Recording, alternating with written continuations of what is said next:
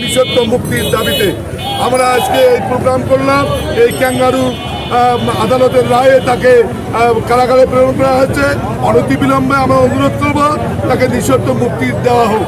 যদি দেওয়া না হয় আমরা আরও কঠিন থেকে কঠিন কর্মসূচি ঘোষণা করে আমরা এই সরকারকে বাধ্য করব তিন ভাইকে নিঃশর্ত মুক্তি দানে বাধ্য করব।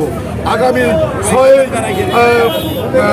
মে আমাদের নীলফামারী জেলা বিএনপির উদ্যোগে আমরা নীলফামারী জেলার সমস্ত ইউনিটগুলো একত্রিত হয়ে তুহিন ভাইয়ের মুক্তির দাবিতে আমরা বিশাল গণমিছিল করব এবং গণমিছিল শেষে আমরা মাননীয় জেলা প্রশাসকের কার্যালয়ে আমরা স্মারকলিপি প্রদান করব। এরপরে যদি কাজ না হয় আমরা উত্তর জনপদকে আমাদের জনপদে বিশাল কর্মসূচি গ্রহণ করে আমরা সরকারকে বাধ্য করব আমাদের পরিচ্ছন্ন রাজনীতিবিদ এবং বেগম জিয়ার সুযোগ্য ভাগিনে তারেক রহমানের খালাতো ভাই আমাদের প্রিয় নেতা ইঞ্জিনিয়ার সলিউশন তুহিন ভাইয়ের মুক্তি আমরা অবশ্যই করব ইনশাআল্লাহ।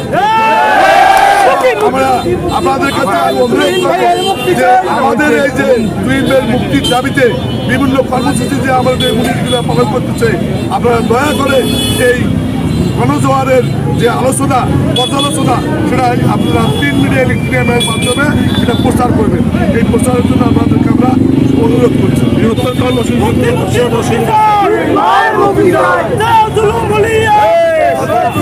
এই সপ্তাহের মধ্যে যদি আমাদের প্রিয় নেতার জামিন দেওয়া না হয় তাহলে আমরা কঠোর সপ্তাহে কঠোর কর্মসূচি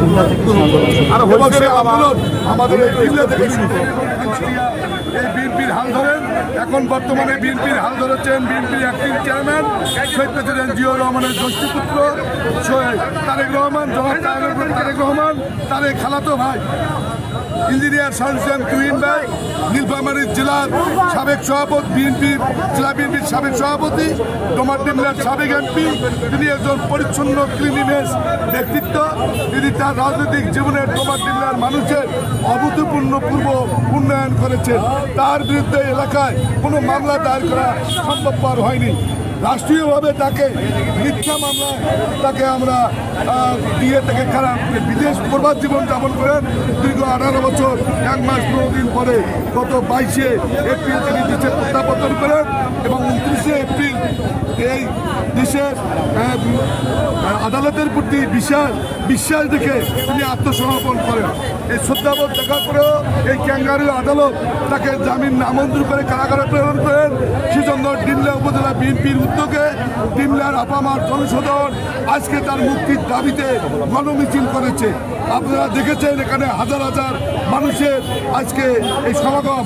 আজকে আমাদের এই উত্তরাঞ্চলের প্রধান পক্ষ ভুট্টা এবং ধান এই মৌসুমেও কাজ বাদ দিয়ে হাজার হাজার মানুষ আজকের এই যে জনস্রোতে রূপান্তরিত হয়েছে এই মিছিলে।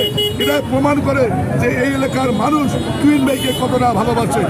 আপনারা জানেন তেলাকা আন্দোলনের সূতিকাগার হলো এই ডিমলা। এই আজকের এই মিছিলের পরে আমরা প্রশাসনকে অনুরোধ করব অনতিবিলম্বে তাকে মিথ্যা মামলা থেকে নিঃশর্ত মুক্তির দাবি আমরা করতেছি। ওনাকে মুক্তি যদি অনতিবিলম্বে দেওয়া না হয় আমরা আমাদের আন্দোলন আরও বেগবান করব এবং ডিমলা থেকে শুরু করে নীলফামারী, রংপুর, বৃত্ত, রংপুর জনপদকে আমরা দেশ থেকে আলাদা করে দেব।